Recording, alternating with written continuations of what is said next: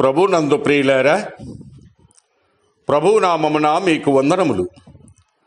ఈరోజు దేవుని యొక్క వాక్య ధ్యానము అపోస్తుల కార్యములు 2వ అధ్యాయము 14వ వచనము.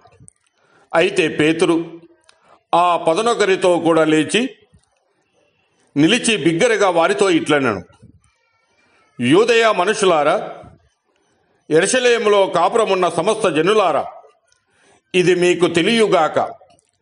చెవియొగ్గి నా మాటలు వినుడి. దేవుడి మాటలు దీవించి ఆశీర్వదించునుగాక. గమనించండి ప్రియులారా, అపోస్తులుడు పరిశుద్ధాత్మ రాకడ ఫలితముగా పేతురు చైతన్యవంతమైన అపోస్తులనిగా మార్పు చెందాడు మరియు యేసుక్రీస్తుకు సాక్షి అయి ఉన్నాడు. వలలు వేసిన మత్స్యకారుడు, కన్నీళ్లతో కూలిపోయిన శిష్యుడు, పరిశుద్ధాత్మ అగ్నితో తాకబడిన వేళ చైతన్యవంతమైన అపోస్తులుడిగా మారెను. అతడే పేతురు. పెంతెకొస్తు ఉదయాన ఆత్మశక్తి దిగవచ్చినప్పుడు భయపడిన నాలుక సత్యాన్ని ఘోషించింది. గుండెలను గాయపరిచే మాటలు కాదు, హృదయాలను చీల్చే వాక్యం. మీరు ఏమి చేయవలనని జనసమూహము అడిగింది. అపోస్తులుడిగా అతని పిలుపు గ్రంథంలో ముద్రించబడి ఉంది.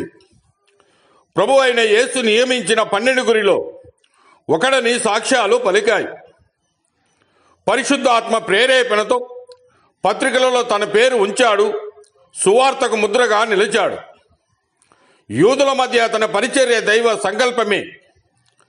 సున్నతి పొందిన వారికి సువార్త ద్వారము తెరిచాడు. నాయకుడిగా నిలబడి అధికారుల ఎదుట కూడా మనుషుల కంటే దేవునికి లోబడవలనని ధైర్యంగా ప్రకటించాడు. సభలో మాట మొదలుపెట్టినప్పుడు సందేహము వెనక్కు తగ్గింది. ఆలయం వద్ద బోధించగా స్వస్థత వెలిసింది. శక్తి అతనిలోది కాదు, ఆత్మ కార్యమే. పతనము చూసిన పేతురు ఇప్పుడు స్థిరత్వానికి గుర్తు. నిరాకరణ చేసిన నోరు ఇప్పుడు సాక్ష్యంగా మారింది. ఇది మనిషి మార్పు కాదు, పరిశుద్ధాత్మ మహిమ. ప్రియులారా, పరిశుద్ధాత్మ లేకపోతే మన శ్రమ వృధానే. ఆత్మ నిండితే బలహీనుడిగా సాక్షిగా మారుతాడు. పేతురు జీవితము చెబుతుంది, పిలుపు కృపతో మొదలవుతుంది, సాక్ష్యం ఆత్మశక్తితో పూర్తవుతుంది. దేవుడు మిమ్మల్ని దీవించి ఆశీర్వదించునుగాక.